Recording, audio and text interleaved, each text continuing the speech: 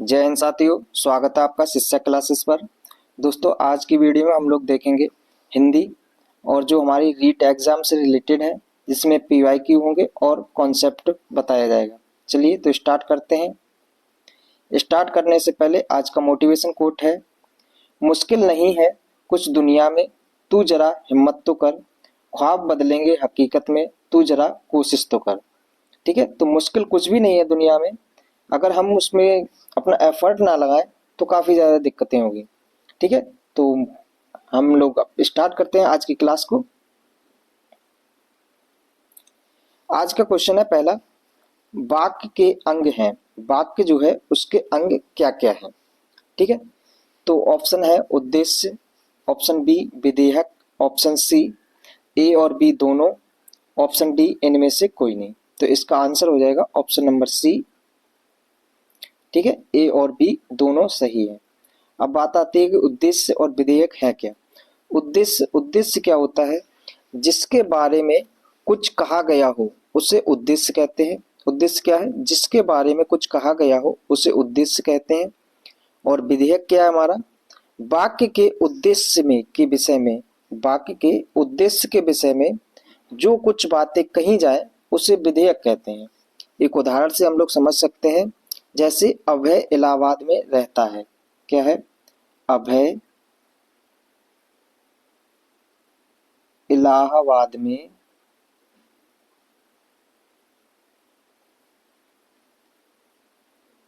रहता है। तो अभय जो हो गया हमारा, इसमें क्या है, उद्देश्य,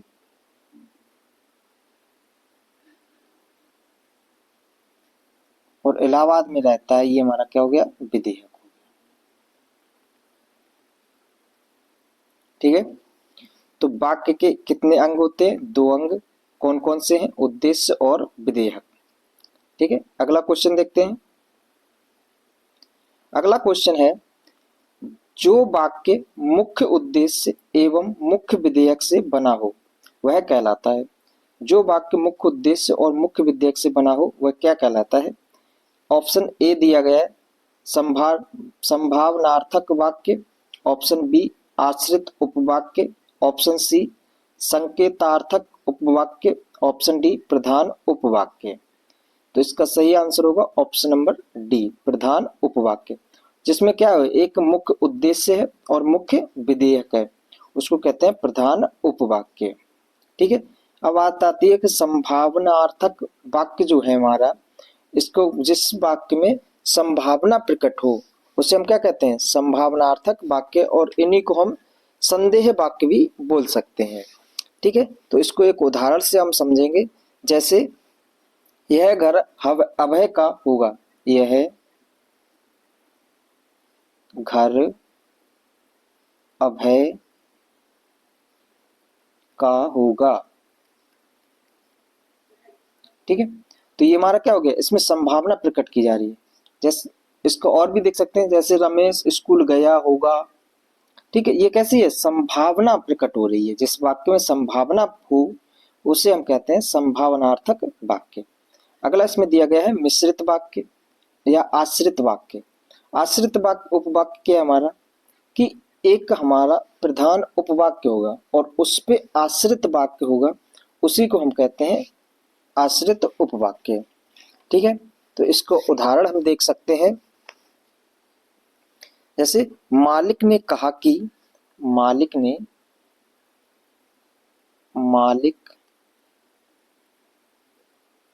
ने कहा कि, जो की शब्द दिया गया है यही हमारा क्या है, मिश्रित है। कल छुट्टी रहेगी, छुट्टी रहेगी।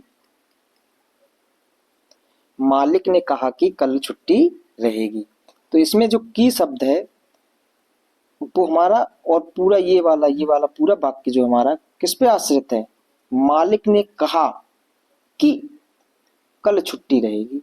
तो हमारा कैसा है, आश्रित है। ठीक है, तो इसका उदाहरण हमारा ये हो जाएगा। इसका दूसरा उदाहरण देख सकते हैं, जब उसके पिता की मृत्यु हो गई, जब उसके पिता की मृत्यु हो गई। ठीक है। अगला उदाहरण ऐसे ही देख सकते हैं, यदि कठिन परिश्रम करोगे तो उत्तीर्ण हो जाओगे। यदि कठिन परिश्रम करोगे तो उत्तीर्ण हो जाओगे। तो ये हमारा किससे है, आश्रित वाक्य है। ठीक, अगला दिया गया संकेत उपवाक्य। संकेतार्थक मतलब जिस वाक्य में संकेत प्रकट हो उसे हम कहते हैं संकेतार्थक वाक्य। ठीक है, तो हमारा इसका उदाहरण हो जाएगा, विशाल का मकान उधर है। जैसे विशाल का मकान उधर है, उधर है। अब उधर हमारा क्या बता रहा है, संकेत कर रहा है कि विशाल का मकान उधर है। ठीक है, जामुन का पेड़ उधर है, ये हमारे क्या संकेत दे रहा है। तो ये हमारे हो गए संकेतार्थक उपवाक्य। ठीक है, चलिए तो अगला क्वेश्चन देखते हैं। हमारा अगला क्वेश्चन है, टोपी उछालना मुहावरे का अर्थ है। टोपी उछालना मुहावरे का अर्थ क्या होगा? ऑप्शन ए है अपमानित करना, ऑप्शन बी छिपकर षड्यंत्र रचना, ऑप्शन सी है रक्षा करना, ऑप्शन डी ध्यान रखना। तो इसका सही आंसर होगा ऑप्शन ए टोपी उछालना। ठीक है, वो गांव में कहते हैं ना कि इस लड़के ने तो मेरी टोपी उछाल दी, मेरी नाक कटवा दी। ठीक है, तो क्या करे, अपमानित करवा दिया उसने, या किसी को बेइज्जती कर दी, तो क्या कर दिया, अपमानित कर दिया। टोपी उछालने मुहावरे का अर्थ हो जाएगा कि उसने हमारा अपमान किया है। अगला क्वेश्चन है हमारा, मौज मस्ती में जीवन बिताना, क्या बोला, मौज मस्ती में जीवन बिताना के अर्थ में उपयुक्त लोकोक्ति है। ठीक है, तो ऑप्शन ए है इसमें अपना रख पराया चख, ऑप्शन बी अपनी करनी पार उतरनी, ऑप्शन सी 8 कनौजिए 9 चूल्हे, ऑप्शन डी 8 बार 9 त्योहार। तो इसका सही आंसर हो जाएगा ऑप्शन नंबर डी 8 बार 9 त्योहार। अब इसमें दिया गया है अपना रख पराया चख। इससे का मतलब जैसे कि हमारा कोई व्यक्ति बोलते हैं कि ये ऐसा व्यक्ति है अपने धन का क्या करता है, संचय करता है, और दूसरे के धन का क्या कर देता है वो, तो वो करता है उपभोग करता है। तो अपना रखता है और दूसरे के धन को क्या करता है, खर्च करता है। तो अपना रख पराया चख, इस तरह के मतलब ये हमारा हो जाएगा। अगला है अपनी करनी पार उतरनी। अपनी करनी पार उतरनी, इसका उदाहरण हम देख सकते हैं, जैसे कि कुछ लोग, जैसे हमारा होगा कि रमेश को उसके लड़कों ने घर से बाहर निकाल दिया। तो गांव के लोग कहते हैं उससे, मतलब आपस में बात करते हैं कि इसने भी अपने माता पिता को घर से बाहर निकाला था इसी तरह से। तो जो यहाँ पे जैसा करता है वैसा ही भरता है। तो अपनी करनी पार उतरनी, इसका अर्थ ये हो जाएगा। अगला है 8 कनौजिए 9 चूल्हे। ठीक है, तो ये हमारा जो 8 कनौजिए 9 चूल्हे है, ये अलगाव की स्थिति को दर्शाता है। किसकी स्थिति को दर्शाता है, तो अलगाव की स्थिति को। तो इसका सही आंसर हमारा क्या हो जाएगा, ऑप्शन नंबर डी मौज मस्ती के में जीवन बिताना, यानी कि 8 बार 9 कनौजिए 8 बार 9 त्योहार। ठीक है, अगला क्वेश्चन है, ये हमारा उससे रिलेटेड आ गया है, पेडागोजी से। बोल रहा है विद्यार्थियों को पुस्तकों के माध्यम से भाषा की मूल ध्वनियों एवं लिपियों का ज्ञान कराकर उन्हें पढ़ने लिखने के कौशल में दक्ष किया जाता है। इस विधि को क्या कहते हैं? यानी कि विद्यार्थियों को पुस्तकों के माध्यम से भाषा की मूल ध्वनियों एवं लिपि का ज्ञान कराकर उन्हें पढ़ने लिखने में कौशल दक्ष किया जाता है। क्या बोला, पुस्तकों के माध्यम से। तो पुस्तकों के माध्यम से करेंगे तो कौन सी पुस्तक विधि होगी हमारी, तो पाठ्य पुस्तक विधि होगी। ऑप्शन नंबर सी इसका सही है। इसमें बोला गया भाषा प्रयोगशाला विधि। भाषा प्रयोगशाला विधि मतलब भाषा के माध्यम से प्रयोग कर करके विद्यार्थियों को सिखाना भाषा प्रयोगशाला विधि है। खेल विधि फ्रोवेल के द्वारा दी गई है हमारी, कौन सी, किंडरगार्टन विधि, फोयल विधि। ठीक है, अगला चलते हैं। अगला क्वेश्चन हमारा, डाल्टन प्रणाली का आविष्कार किसने किया है? जो डाल्टन प्रणाली है उसका आविष्कार किसके द्वारा किया गया है? ऑप्शन ए है Kilpatrick, option B Dalton, option C Montessori, option D Parkhurst. तो जो डाल्टन प्रणाली है वो अमेरिकी शिक्षा शास्त्री थी, उनका नाम था हेलन पार्क हट्स। ठीक है, तो किसने की दी है? हेलन पार्क हट्स ने दी है। ऑप्शन नंबर डी इसका सही होगा। इसमें ऑप्शन में दिया गया किलपैट्रिक, तो किलपैट्रिक ने दी है प्रयोजना विधि, प्रयोजना या फिर इसी को बोल देते हैं योजना विधि। किसने दी है? तो किलपैट्रिक ने दी है। डाल्टन हमारे केमिस्ट्री से रिलेटेड है। ठीक है, मॉन्टेसरी, मॉन्टेसरी ने जो मारिया मॉन्टेसरी है इन्होंने कौन सी दी है? मॉन्टेसरी विधि दी है, मॉन्टेसरी विधि।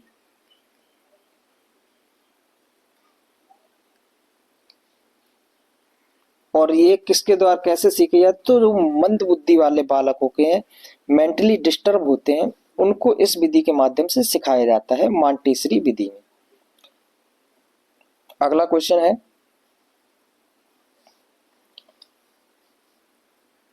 ब्लूम उपागम के अनुसार, ब्लूम जो है उनके अनुसार शिक्षा की त्रिपदी प्रक्रिया सम्मिलित पद है। तो इसमें कौन सा सम्मिलित पद है? सामान्यीकरण, ऑप्शन बी व्यवहारिक प्रयोग, ऑप्शन सी प्रस्तुतिकरण, ऑप्शन डी व्यवहार परिवर्तन।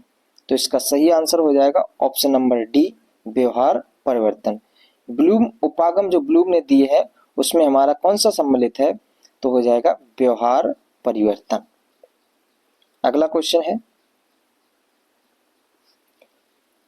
सुंदर अनुलेख की आवश्यक शर्त क्या है? जो सुंदर अनुलेख है उसकी आवश्यक शर्त क्या है? सुंदर मतलब सुंदर लेख लिखना, उसकी शर्त पूछी गई है। ऑप्शन ए है अनुलेख लिखते वक्त, मतलब अनुलेख जब हम लिख कर लेखन कार्य कर रहे हैं उस वक्त शिक्षक विद्यार्थी की सहायता ना करे। ठीक है, अगला ऑप्शन देखते हैं। अगला दिया गया अनुलेख सस्वर बोलकर, सस्वर बोलकर लिखवाया जाए। ऑप्शन सी अनुलेख में अक्षरों की बनावट वैसी ही होनी चाहिए जैसे कि आदर्श लेख में है। और ऑप्शन नंबर डी दिया गया है उपयुक्त सभी विकल्प सही हैं। तो आप लोग इसमें से जैसे कि कुछ बच्चे होते हैं वो क्या करते हैं, ऑप्शन डी देखा कि उसमें सभी दिया गया है तो उसको ही लगा देते हैं, यानी कि ये सरकारी ऑप्शन है और इसको सभी लगाते हैं। तो ऐसा नहीं करना है, इसमें कुछ देखना है। जैसे दिया गया है अनुलेख लिखते वक्त शिक्षक विद्यार्थी की सहायता ना करे, तो इसमें ना करे तो ये तो हमारा नेगेटिव हो गया, तो ये तो नहीं सही होगा। ठीक, अगला है अनुलेख सस्वर बोलकर लिखवाया जाए। ठीक, अनुलेख का मतलब होता है सुंदर लेख, अगर बोलकर लिखवाएंगे तो उसमें हमारा राइटिंग खराब भी हो सकता है। ठीक है, अगला अनुलेख में अक्षरों की बनावट वैसी ही होनी चाहिए जैसे कि आदर्श लेख में होती है। तो ये हमारा ऑप्शन क्या होगा? सही होगा, ऑप्शन नंबर सी इसका करेक्ट है। अगला क्वेश्चन है, भाषा शिक्षण का दृश्य श्रव्य साधन है, यानी कि ऑडियो वीडियो विजुअल जो हमारा सामग्री है वो कौन सी है? ऑप्शन ए है चित्र विस्तारक यंत्र, option B gramophone, option C chart, option D नाटकीकरण। तो इसका सही आंसर होगा ऑप्शन नंबर डी नाटकीकरण। ठीक है, अब जिसमें हमारा दिया गया ग्रामोफोन, ये हमारा हो जाएगा श्रव्य सामग्री। ग्रामोफोन, ग्रामोफोन क्या हो जाएगा? श्रव्य साधन हो जाएगा हमारा। चित्र विस्तारण और चार्ट ये दोनों हमारे क्या हो जाएंगे? ये दोनों हो जाएंगे हमारे तो दृश्य, दृश्य साधन। ठीक है, ये क्या करते हैं? हमारी शिक्षण विधियां, मतलब शिक्षण कार्य कराते समय बच्चों में रुचि पैदा करते हैं। इनके माध्यम से, चार्ट के माध्यम से पढ़ाएं या फिर ग्रामोफोन के माध्यम से बच्चों को शिक्षण कार्य कराएं, नाटक के माध्यम से बच्चों को पढ़ाएं, जिससे बच्चों की रुचि पैदा हो और अधिक से अधिक ज्ञान अर्जित कर सकें। ठीक है, तो इस क्वेश्चन का आंसर क्या होगा हमारा? Option number D. ये क्वेश्चन इस तरह के काफी ज्यादा इंपॉर्टेंट है, पिछली वाली जो क्लास देखी थी उसमें भी इस तरह का क्वेश्चन पूछा गया था। ठीक है, तो याद रखना है इनको, श्रव्य सामग्री, दृश्य सामग्री और श्रव्य दृश्य सामग्री। नेक्स्ट क्वेश्चन है, इनमें से पाठ्य पुस्तक के आंतरिक रूप में सम्मिलित तत्व नहीं है। इसमें से बोल रहा है कि पाठ्य पुस्तक के आंतरिक रूप में सम्मिलित नहीं है। ऑप्शन ए है भाषा। तो जो पुस्तक होती है उसकी भाषा काफी ज्यादा मायने रखती है, और वो कैसे रहेगी, हमारे आंतरिक है। ठीक है, तो पाठ्य पुस्तक में भाषा जो है हमारी कैसी, आंतरिक रूप से सम्मिलित है। पर इसमें नेगेटिव पूछा गया है, यानी क्या पूछा गया है, नेगेटिव। ऑप्शन बी है हमारा विषय सामग्री। जैसे कि हमारे हिस्ट्री की बुक है, तो हम क्या करते हैं, पहले उसकी इंडेक्स देखते हैं, विषय की सामग्री देखते हैं, क्या हमारी ये पर्पज के लिए है या नहीं है। तो ये हमारा कैसा है, आंतरिक है। अगला दिया गया ऑप्शन सी जिल्द। तो जिल्द तो आप लोग जानते हैं, जब हमारी जो बुक्स पुस्तक होती है उसको कवर करने के लिए किया जाता है, जिससे कि वो जल्दी से खराब ना हो, यानी कि फटे ना। ऑप्शन डी है इसकी शैली, किस शैली में लिखी गई है, ये भी मायने रखता है। ठीक है, तो ये वाला option A, option B, option D, ये हमारे कैसे हैं, तो आंतरिक रूप से सम्मिलित हैं। परंतु जिल्द जो है हमारी कैसी है, बाहरी रूप से सम्मिलित है। तो इसका आंसर क्या हो जाएगा, ऑप्शन नंबर सी। ठीक है, बाकी हमारे ये क्या हो जाएंगे, कट हो जाएंगे। अगला क्वेश्चन है, निम्नलिखित में से भाषा पुस्तकालय का लाभ कौन सा है। जो भाषा पुस्तकालय यानी कि लाइब्रेरी है भाषा की, वो से लाभ क्या क्या है। तो कक्षा शिक्षण में पूर्ति करना, हाँ ये बात सही है, कक्षा के शिक्षण की पूर्ति कर देना। ठीक है, जैसे कि हमें पुस्तकालय है हमारी, अगर हमारा पीरियड जो है वो खाली है, मतलब उसमें टीचर नहीं आए पढ़ाने के लिए, तो हम क्या करेंगे, उसका सदुपयोग करेंगे लाइब्रेरी का, और उस समय जो शिक्षण कार्य कराते हैं उसकी पुस्तक लेके हम क्या करेंगे, पढ़ेंगे। तो उसमें क्या होगा, शिक्षण की पूर्ति हुई हमारी। अगला स्वाध्याय के लिए अवसर, हाँ ये भी सही है हमारा, स्वाध्याय मतलब सेल्फ स्टडी करने में हमारे क्या मिलेंगे, अवसर मिलेगा। ठीक है, हम बैठ के जाके वहां पे अपना पढ़ाई करेंगे। तो इसका सही आंसर हो जाएगा ऑप्शन नंबर सी, यानी कि ए और बी दोनों सही हैं। अगला क्वेश्चन है इसका हमारा, इनमें से मौखिक परीक्षाओं का गुण है। अब इसमें हमें क्या पूछा गया, गुण पूछा गया है। ठीक है, ऑप्शन ए है एक शिक्षक एक समय में एक ही छात्र की परीक्षा ले सकता है, अतः समय अधिक लगता है। ये बात सही है। मौखिक जो हमारा इंडिविजुअल होता है, मौखिक परीक्षा होती है, यानी कि साक्षात्कार जो होता है वो इंडिविजुअल हो सकता है। ठीक है, परंतु हमारे जो स्कूल में होते हैं वो कई सारे लोगों को बैठा के कराते हैं, वो ऐसा नहीं है। परंतु इंडिविजुअल अगर कराया जाए तो हमें क्या लगता है, अधिक समय लगता है। ठीक है, तो ये हमारा क्या हो गया, ये गुण नहीं है, ये हमारा क्या है, दोष है। ये इसका क्या है, दोष। तो इसका आंसर ये नहीं होगा। अगला ऑप्शन, मौखिक परीक्षाओं को वस्तुनिष्ठ नहीं बनाया जा सकता है। भाई वस्तुनिष्ठ क्यों नहीं बनाया सकता, अगर हम मौखिक परीक्षाओं को लघु उत्तरीय या विस्तृत रूप से क्वेश्चन करेंगे तो उसको क्वेश्चन करने बताने में भी और ज्यादा टाइम लगेगा, तो ये हमारा मुमकिन नहीं है। तो ये हमारा कैसा हो गया, निगेटिव हो गया, मतलब ये तो गलत ही है। अगला है ऑप्शन सी, इन परीक्षाओं से विद्यार्थियों के तीनों भाषाई कौशलों सुनने, पढ़ने और बोलने का एक साथ मापन किया जा सकता है। ये हमारा क्या है, काफी ज्यादा अच्छा ऑप्शन है, तो इस वजह से ये ऑप्शन सही हो जाएगा। और यही हमारा क्या है, इसका गुण है।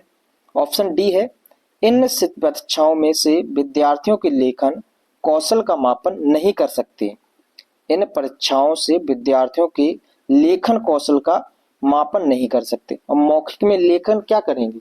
ठीक है, तो ये बात भी हमारे सही है। क्या है इसका गुण, मतलब दोष है ये हमारा नेगेटिव था, मतलब ये हो ही नहीं सकता। ये हमारे क्या दिए गए, दोष दिए गए। ठीक है, तो इस क्वेश्चन का आंसर क्या होगा, ऑप्शन नंबर सी, इन परीक्षाओं में से विद्यार्थियों के तीनों भाषाई कौशलों सुनने, पढ़ने और बोलने का एक साथ मापन किया जा सकता है। अगला क्वेश्चन है, निम्नलिखित में से उपलब्धि परीक्षण के निर्माण हेतु सम्मिलित पदों में से कौन सा पद नहीं है। जो हमारे उपलब्धि परीक्षण है इनमें से कौन सा सम्मिलित नहीं है, वो बात कही गई है। तो ऑप्शन ए है परीक्षण योजना बनाना, परीक्षण की क्या बनाना, योजना बनाना। ऑप्शन बी परीक्षण के प्रारंभिक रूप की रचना करना। ऑप्शन सी, परीक्षण का पुनः निरीक्षण करना। ऑप्शन डी है परीक्षण का अनुप्रयोग करना। तो हमारे जो है इसका ये वाला आंसर सही नहीं होगा, ऑप्शन नंबर डी। ठीक है, बाकी हमारे ये क्या है, ये उपलब्धि परीक्षण के निर्माण में पद सम्मिलित है। ठीक है, अगला क्वेश्चन है, सतत एवं व्यापक मूल्यांकन प्रणाली का दोष है। क्या पूछा गया इसमें, दोष पूछा गया है किसका, सतत एवं व्यापक मूल्यांकन, निरंतर चलने वाला मूल्यांकन। ऑप्शन ए है अल्प समयानंतर में होने वाला परीक्षा, जो हमारी डेली वाइज परीक्षा होती है, से विद्यार्थी पूरे वर्ष अध्ययनशील रहते हैं। ये हमारा क्या हो गया, ये तो हमारा गुण हो गया। ठीक है, अगला ऑप्शन दिया गया है शिक्षक शिक्षार्थी को आवश्यक निर्देशन एवं परामर्श निरंतर देते रहते हैं। ये भी बात सही है हमारी, पर ये क्या है, हमारा गुण है। ऑप्शन सी, विद्यार्थी को अपनी कमियों का ज्ञान निरंतर होता रहता है। तो ये भी हमारा क्या है, गुण है। ठीक है, विद्यार्थी अपनी कमियों का बार बार निरंतर उसको पता चलता रहता कि हमारी कहाँ पे हमने गलती की है, तो उसको हम सुधार करेंगे। हम अपना ही अगर एग्जाम्पल ले लें हम लोग, तो हम लोग रीट का कोई भी टेस्ट दें, ठीक है, तो हमने टेस्ट दिया तो उससे हमें कुछ गलतियां पता चली कि ये हम गलती कर रहे हैं, तो इनमें हम क्या करेंगे, सुधार करेंगे।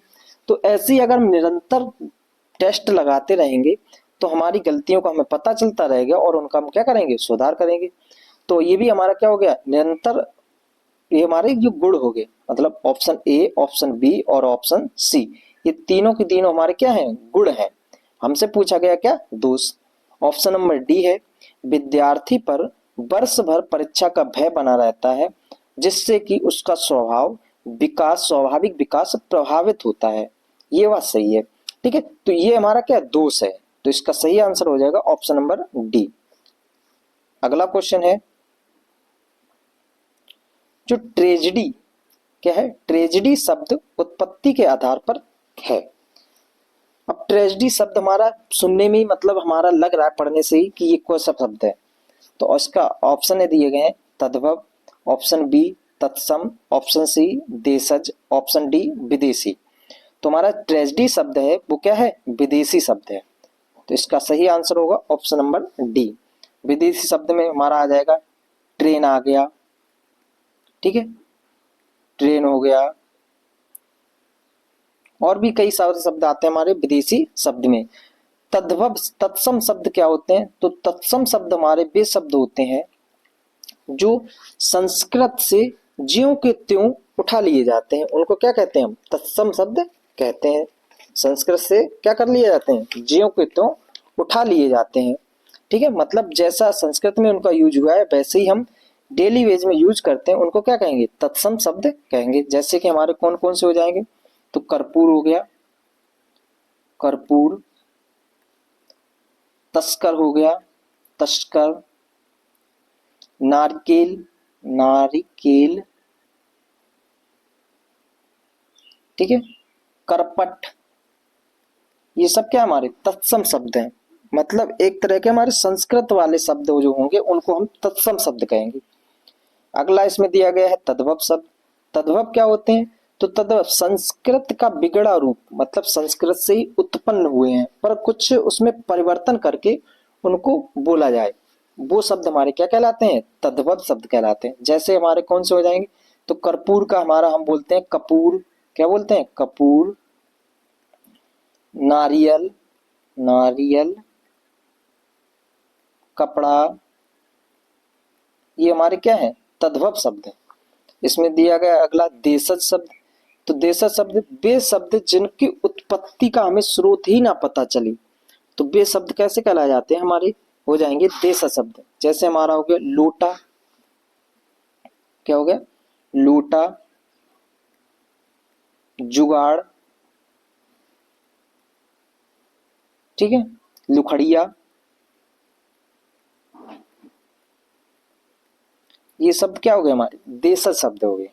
ठीक है, तो हमारे इस प्रकार से अगर क्वेश्चन आए तो हमें पता चल जाएगा कि विदेशज शब्द कौन से होते हैं, तद्भव शब्द कौन से होते हैं, देशज कौन से होते हैं। इस प्रकार के अगर क्वेश्चन आए तो हम लोग उसको कर सकते हैं।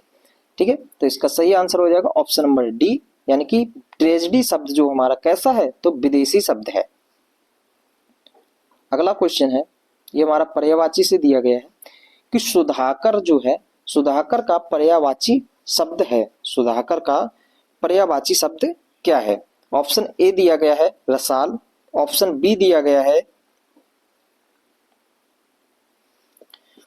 प्रभा, ऑप्शन सी है शशांक, ऑप्शन डी है मलय। ठीक है, तो सुधाकर मतलब सुधा मतलब क्या होता है? सुधा कर मतलब रात को करने वाला। ठीक है, रात्रि को करने वाला, तो रात्रि कौन करता है? चंद्रमा, और चंद्रमा का हमारा पर्यायवाची क्या है? तो शशांक। तो इसका सही आंसर होगा ऑप्शन नंबर सी, यानी कि शशांक हमारा किसका है? चंद्रमा का है। ठीक है, चंद्रमा के और भी हो जाएंगे, जैसे सचीपति, निशाकर, क्या निशाकर, सचीपति, सचीपति, सची जो है चंद्रमा की पत्नी थी। ठीक है, रात्रि कर, ठीक है, रात्रि कर, ये हमारे किसके हैं? तो चंद्रमा के पर्यायवाची हैं। रसाल, रसाल हमारा किसका है पर्यायवाची? तो रसाल है आम का पर्यायवाची। किसका है? आम का। तो इसका हो जाएगा आम, आम्र, ठीक है, मादक, मादक, और अमृत फल, अमृत फल, ये सब क्या है हमारे? रसाल, यानी कि आम के पर्यायवाची हैं। अगला इसमें है प्रभा, प्रभा होता है हमारा क्या? किरण। ठीक है, तो इसके ऑप्शन हो जाएंगे हमारे रश्मि, रश्मि, ठीक है, मरीचि, मरीचि, किरण, ज्योति, ज्योति, ये हमारे किसके हैं? तो प्रभा के पर्यायवाची हैं। अगला है मलय, तो मलय के पर्यायवाची क्या क्या है हमारे? तो मलयगिरी, चंदन, चंदन, मलयगिरी, मलयगिरी, ठीक है, गंधसार, गंधसार, ये सब किसके हैं? तो मलय के, मतलब गंदगी के। तो इससे जो सुधाकर हमारा, इसके पर्यायवाची क्या है? शशांक। ये किसका है? तो चंद्रमा का है। अगला क्वेश्चन है, जिसकी संवेदना के रूप में अनुभूति हुई हो, जिसकी संवेदना के रूप में अनुभूति हुई हो, वाक्यांश के लिए उपयुक्त शब्द है। तो इसका सही आंसर ऑप्शन दिए गए हैं प्रसूत, ऑप्शन बी है व्यंजनाएं, ऑप्शन सी संवेदित, ऑप्शन डी है संवेग। तो इसका सही आंसर है ऑप्शन नंबर सी, संवेदित। अगला क्वेश्चन है, आवश्यक शब्द का विलोम शब्द बनाने के लिए कौन सा उपसर्ग प्रयुक्त होता है?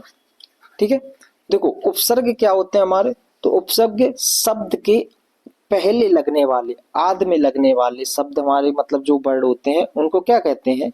उपसर्ग कहते हैं। ठीक है, क्या कहेंगे? उपसर्ग। तो आवश्यक में हम क्या लगा दे? अन लगाएं, जैसे अनावश्यक, तो हमने कौन सा उपसर्ग लगाया? अन लगाया, तो अन हमारा क्या हो गया? उपसर्ग लग गया। ठीक है, तो ये कहाँ लगा हमारा? अन धन आवश्यक। ठीक है, कहाँ पे लगा? तो शब्द के शुरुआत में लगा ये, तो ये हमारा क्या हो जाएगा? उपसर्ग।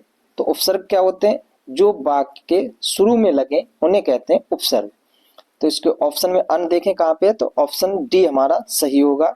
ठीक है, उपसर्ग। अगला क्वेश्चन, अगला है सामयिक, सामयिक शब्द में, सामयिक शब्द में कौन सा प्रत्यय है?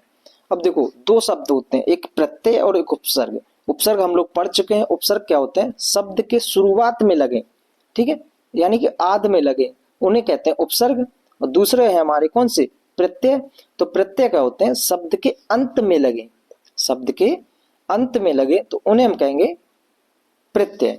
तो इसको हम तोड़ेंगे, और तोड़ने पर हमारा जब हमारा सही अर्थ निकले, जैसे इसको तोड़ेंगे तो साम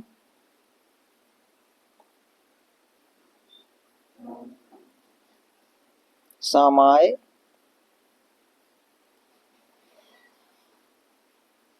प्लस इक, तो इसमें हमारा कौन सा लगा, इक शब्द लगा।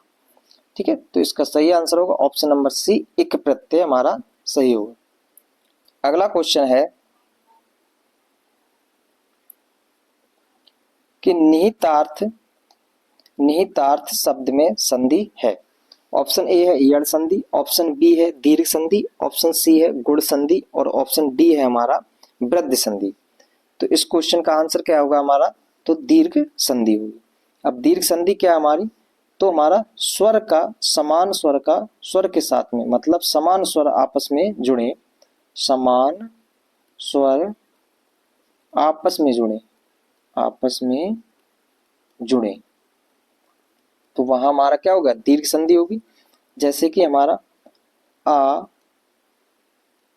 आ के बाद में आ आए, तो हमारा क्या हो जाएगा, दीर्घ हो जाएगा, यानी कि आ हो जाएगा। ठीक है, इसी प्रकार से ई के बाद में ई और ई आ जाए तो इसका भी क्या होगा, हमारा बड़ी ई हो जाएगा।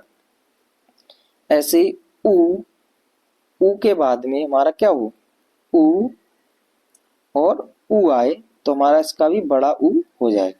ये हमारे क्या है, दीर्घ संधि है। ठीक है, अब इसके अर्थ मतलब हमारा उदाहरण देखते हैं। एक तो हमारा निहित अर्थ निहितार्थ हो गया, इसको क्या बनेगा, तो निहित धन अर्थ, निहित धन अर्थ है, तो इसका हो जाएगा निहितार्थ। ऐसे हमारा देखते हैं भावार्थ, भावार्थ, एक सेकेंड,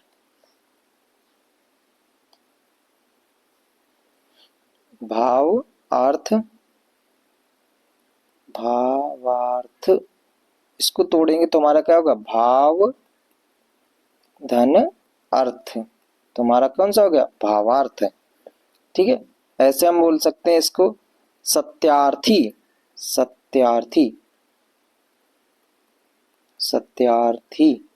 तो इसका क्या होगा, सत्य धन अर्थी, सत्यार्थी। ठीक है, तो इससे हमारी कौन सी संधि हो जाएगी, दीर्घ संधि हो जाएगी। इसमें और भी दिए गए यड़ संधि, गुण संधि और वृद्धि संधि, इनको आगे हम देखेंगे, तो इसमें हमें इतनी जगह भी नहीं है। ठीक है, अगला क्वेश्चन देखते हैं। अगला क्वेश्चन है निम्नलिखित शब्दों में से अवयव नहीं है। ठीक है, निम्नलिखित शब्दों में से अवयव नहीं है। अवयव क्या होते हैं, इसमें क्वेश्चन भी हमारा रिपीट है, क्योंकि पिछली क्लास जो ली थी उसमें भी हमारा अव्यय से क्वेश्चन आया हुआ था। क्या था कि इसमें से अवयव नहीं है या इनमें से अवयव है, इस प्रकार से था। तो अवयव हमारा क्या होता है, तो अवयव जिसमें लिंग, वचन, क्रिया में परिवर्तन होने पर भी इनमें अवयव में कोई परिवर्तन ना हो, तो वो हमारे कहलाते हैं अवयव। मतलब उस शब्द में कोई परिवर्तन ना हो, वो क्या कहलाएंगे, अवयव कहलाएंगे। तो इसमें दिया गया हमारा ऑप्शन ए है अधिक, ऑप्शन बी है जब, ऑप्शन सी है पूर्व और ऑप्शन डी है रचना। ठीक है, तो इसके देखो, रचना करते हैं, रचना की जाती है, तो क्रिया जैसी चेंज हुई तो वो हमारा क्या हो गया, मतलब रचना का भाव भी कैसा होता है, परिवर्तित होने लगता है। ठीक है, तो इस प्रकार से हमारा ऑप्शन डी सही हो जाएगा, और इनमें हमारा कोई भी चेंजमेंट नहीं होता है। ठीक है, अधिक, जब, पूर्व, ये हमारे क्या है, अवयव है। अगला क्वेश्चन है अनुस्वार शब्द में कौन सा समास है। अनुस्वार जो शब्द दिया गया है इनमें कौन सा समास है।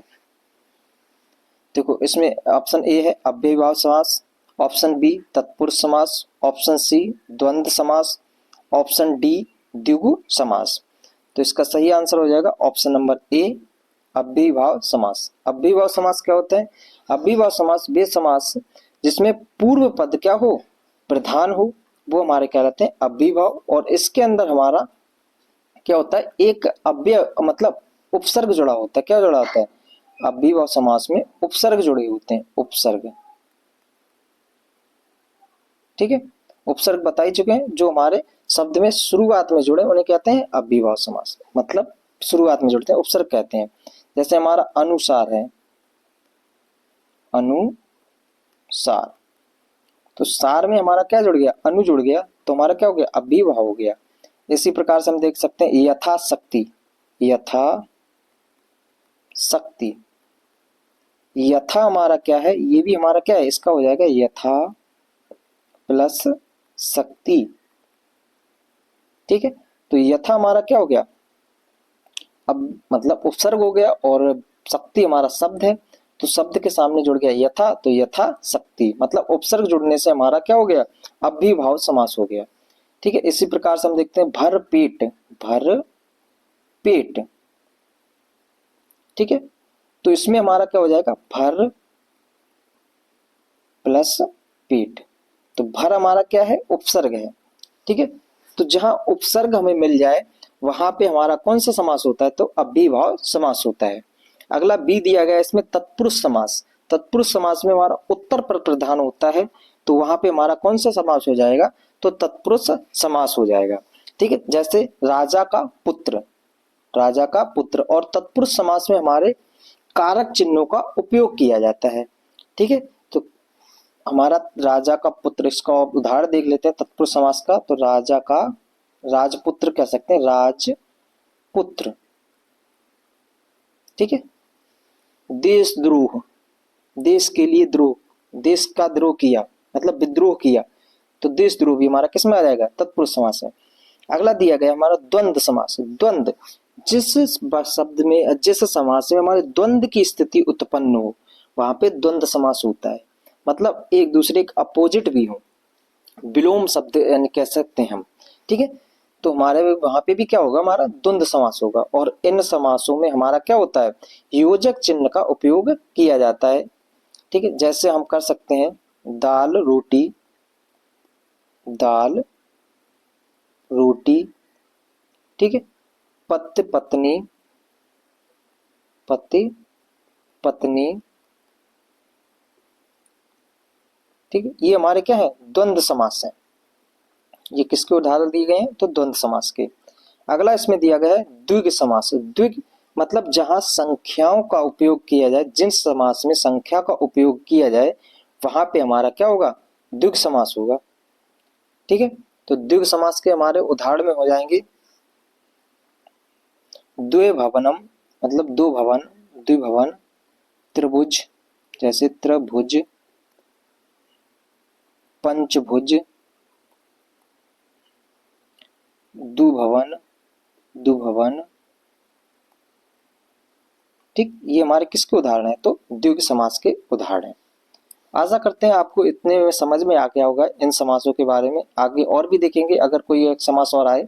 ठीक है, तो जो हमारा अनुसार है इसमें क्या लगा हुआ है, उपसर्ग लगा है, तो इस वजह से हमारा क्या हो गया, अव्ययीभाव समास हो गया। नेक्स्ट क्वेश्चन है, वह शब्द में सर्वनाम है, वह जो शब्द है उसमें कौन सा सर्वनाम है।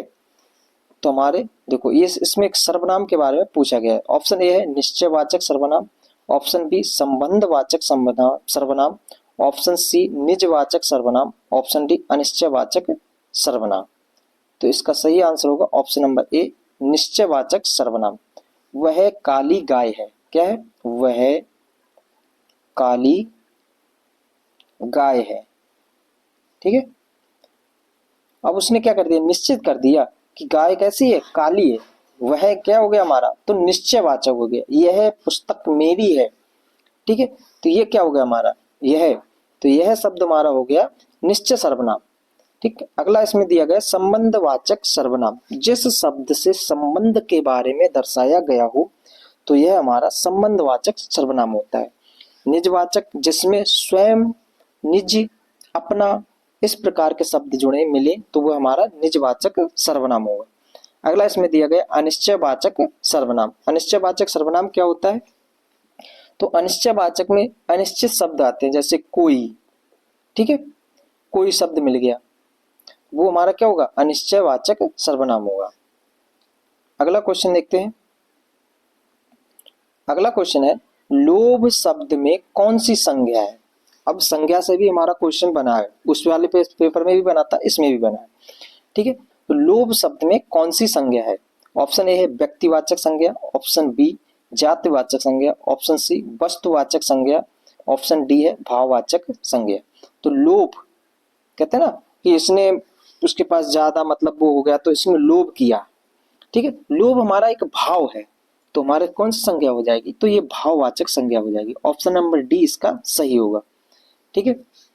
भाव में मतलब और भी आ जाएंगे शब्द हमारे, जैसे मिठास हो गया, मनुष्यत्व हो गया, ठीक है, ये हमारे क्या है, भाववाचक संज्ञा है। अगला व्यक्तिवाचक संज्ञा। व्यक्तिवाचक संज्ञा में किसी एक पर्सन के बारे में, किसी एक पर्टिकुलर स्थान के बारे में नाम दिया गया हो, वो हमारे क्या होते हैं, व्यक्तिवाचक संज्ञा होते हैं। जैसे हमारा हो गया अलवर, हो गया अलवर, ठीक है, किसी पहाड़ चोटी का नाम दे दिया गया हमारा, जैसे मैकाल दे दिया गया, मैकाल, किसी का नाम दे दिया गया समीर, ये हमारे क्या है, व्यक्तिवाचक संज्ञा है, मतलब इंडिविजुअल एक एक पर्सन एक एक स्थान का नाम बताया जा रहा है। जातिवाचक संज्ञा। जातिवाचक संज्ञा क्या होती है हमारी, तो जातिवाचक संज्ञा वह संज्ञा है जिसमें पूरी जाति को एक साथ में दर्शाया जाए, उसको हम कहते हैं जातिवाचक संज्ञा। जैसे हम बोल दें जानवर, जानवर, बैल, कुत्ता, ठीक है, पक्षी। अब देखो इसमें मैंने बैल बोला, बैल के भी कई प्रकार होते हैं, ठीक है, लील गाय और भी दूसरे प्रकार के बैल, कुत्ता जर्मन शेफर्ड, ठीक है, इस प्रकार का अगर नाम होता तो हमारा क्या हो जाता है, व्यक्तिवाचक, परंतु ये क्या है, पूरी जाति को दर्शा रहा है। पक्षी, लड़का, लड़की, लड़का, लड़की, ठीक है, तो ये हमारे क्या कर रहे हैं, मतलब एक जाति को दर्शा रहे हैं। लड़का एक जाति है, ना कि एक व्यक्ति, ठीक है। और ये हमारा देखो समीर क्या है, एक लड़का, अगर यहाँ पे समीर ना होकर लड़का होता तो हमारा किधर में आ जाता, तो जातिवाचक संज्ञा में आता। अगला है वस्तुवाचक, मतलब जहाँ पे जिस वस्तु के बारे में बताया जाए वहां पे हमारा होगा वस्तुवाचक संज्ञा होगा। जैसे टेबल, कुर्सी, मेज, ये हमारे क्या है, वस्तुएं हैं। पुस्तक, अलमारी, ये हमारे क्या है, वस्तुएं हैं। भाववाचक पहले ही बता चुके हैं कि जिसमें भाव का प्रकट हो, भाव शब्द मतलब पता चले, वो हमारा प्रेम, ईर्ष्या, द्वेष, ये क्या हमारे भाव है। मिठास, ये सब क्या है, हमारे भाव है, ठीक है, तो वहां पे हमारी भाववाचक संज्ञा होती है। अगला क्वेश्चन है हमारा, जातियां शब्द का एक वचन होगा, जो जातियां हैं उसका एक वचन क्या होगा। ऑप्शन ए है जाति, ऑप्शन बी है जातीय, ऑप्शन सी है जातियां, ऑप्शन डी है जाति। तो इसका सही आंसर हो जाएगा ऑप्शन नंबर डी, जाति। जो जातियां हैं इसका एक वचन होगा जाति। अगला क्वेश्चन है हिमायती। हिमायती शब्द का अर्थ है, गांव में अगर किसी से लड़ाई हो रही है और दूसरा कोई आके कुछ बोलने लगे तो एक का पक्ष लेने लगे तो कहेगा अरे तुम कितने हिमायती बन रहे हो इसके, ठीक है, तो क्या हो रहा है हमारा, मतलब पक्षपात कर रहा है। तो इसका सही आंसर होगा ऑप्शन नंबर बी, मतलब दो व्यक्तियों में लड़ाई हुई और उनमें से एक तीसरा व्यक्ति आया और दूसरे की तरफदारी करने लगा कि नहीं तुम गलत हो तुम सही हो, ठीक है, तो वो कहता है कि तुम ज्यादा हिमायती बन रहे हो, निकल रहे हो यहाँ से पतली गली से, ठीक है, तो क्या बोलता है तुम ज्यादा हिमायती बन रहे हो, मतलब पक्षपात ज्यादा कर रहे हो। तो इस वजह से हमारा इसका आंसर क्या होगा, मतलब हमारा ऑप्शन नंबर बी सही है, पक्षपाती। अगला क्वेश्चन है इनका असर भी पड़ रहा है, इनका असर भी पड़ रहा है, इस वाक्य में कौन सा काल है। इनका असर भी पड़ रहा है, ठीक है, तो इसमें क्या होगा हमारा, इसमें हमारे मिस्टेक है, यहाँ पे हो जाएगा अपूर्ण, अपूर्ण वर्तमान काल, मतलब बात पूरी नहीं है, चल रही है, क्रिया चल रही है, वह पढ़ रहा है, वह खेल रहा है, ठीक है, स्कूल जा रही है, तो कैसे अपूर्ण है काम, मतलब पूरा नहीं हुआ है। तो इस प्रकार के वाक्य को हम कह लेते हैं अपूर्ण वर्तमान काल, ठीक है, तो इसका सही आंसर होगा ऑप्शन नंबर सी, अपूर्ण वर्तमान काल। संभाव्य वर्तमान काल, यानी कि जिस वाक्य में हमारे क्या हो, जिस शब्द से या जिस वाक्य से हमें वर्तमान मतलब संभावना दर्शाती गई हो, तो वहां पे हम क्या कहेंगे कि हमारा यहाँ पे संभावना हो रही है। जैसे रवीश स्कूल गया होगा या स्कूल गया हो, शायद रवीश स्कूल गया हो। ठीक है, तो ये आज्ञार्थक वर्तमान मतलब आज्ञा देना, तुम स्कूल जाओ या तुम स्कूल जाया करो, क्या आज्ञा दे रहा है। सामान्य वर्तमान काल, वह स्कूल जाती है, वह स्कूल जाती है, ये हमारा क्या हो गया, सामान्य वर्तमान काल हो गया। ठीक है, तो जिसमें हमारा और पूर्ण अगर पूछ लिया जाए पूर्ण वर्तमान काल कैसा होगा, तो वह खाना खा रही थी, मतलब वह खाना खा चुकी थी, वह खाना खा चुकी थी, मतलब काम हमारा क्या हो गया, पूर्ण हो गया। ठीक है, इस प्रकार से अगला क्वेश्चन देखते हैं हमारा। विद्या शब्द है, विद्या जो शब्द है वो क्या है, ये भी हमारे क्वेश्चन आ रहे हैं कि इनमें से कौन सा स्त्रीलिंग या पुल्लिंग, इसके बारे में पूछता है। तो विद्या हमारा किस प्रकार का शब्द है, ऑप्शन ए उभयलिंग, ऑप्शन बी पुल्लिंग, ऑप्शन सी नपुंसक लिंग, ऑप्शन डी स्त्रीलिंग। अगर इस प्रकार के शब्द आए तो हमको क्या करना है कि वाक्य में उसका प्रयोग करके देख लें कि कैसा शब्द बन रहा है। जैसे हमने देखा विद्या दी जाती है, ना कि विद्या दिया जाता है। ठीक है, तो ऐसे हम शब्दों को वाक्य में प्रयोग करके देखेंगे, जिससे हमें पता चल जाएगा ये किस प्रकार का लिंग है। ठीक है, तो हमारा इसका ऑप्शन ए है उभयलिंग, ऑप्शन बी है पुल्लिंग, ऑप्शन सी है नपुंसक लिंग, ऑप्शन डी है स्त्रीलिंग। तो विद्या जो शब्द हमारा है वो क्या है, ऑप्शन नंबर डी, यानी कि स्त्रीलिंग है। विद्या दी जाती है, ना कि विद्या दिया जाता है। ठीक है, अगला क्वेश्चन है, व्यक्ति शब्द का बहुवचन रूप है, व्यक्ति है उसका बहुवचन रूप क्या होगा। ठीक है, एक वचन जिसमें एक व्यक्ति के बारे में बात की जाए वहां पे एक वचन, द्विवचन जिसमें दो व्यक्तियों के बारे में बात की जाए वहां पे द्विवचन, और बहुवचन दो से अधिक व्यक्तियों के बारे में जिसमें पता चले वहां पे हमारा बहुवचन हुआ। तो हमें क्या बताना है, जिससे हमें बहुत से सारे व्यक्तियों के बारे में पता चले। तो देखो हमारा क्या होगा, व्यक्तिगत नहीं होगा, व्यक्तित्व नहीं होगा, व्यक्तियों, ये हमारा सही आंसर है ऑप्शन नंबर सी। व्यक्तिगत ये भी हमारा क्या हो जाएगा, गलत हो जाएगा। ये सारे के सारे हमारे गलत हैं, हमारा सही आंसर है व्यक्तियों, क्योंकि यही हमारा क्या है, व्यक्ति का बहुवचन है। अगला क्वेश्चन है, राजस्थानी के भाषा शब्द का मानक हिंदी रूप क्या है। जो राजस्थानी में भाषा बोलते हैं उसका मानक हिंदी रूप क्या है। तो हमारा क्या हो जाएगा, answer number option number B सही है इसका। भाषा का हमारा इस तरह से हम लिखेंगे भाषा। ठीक है,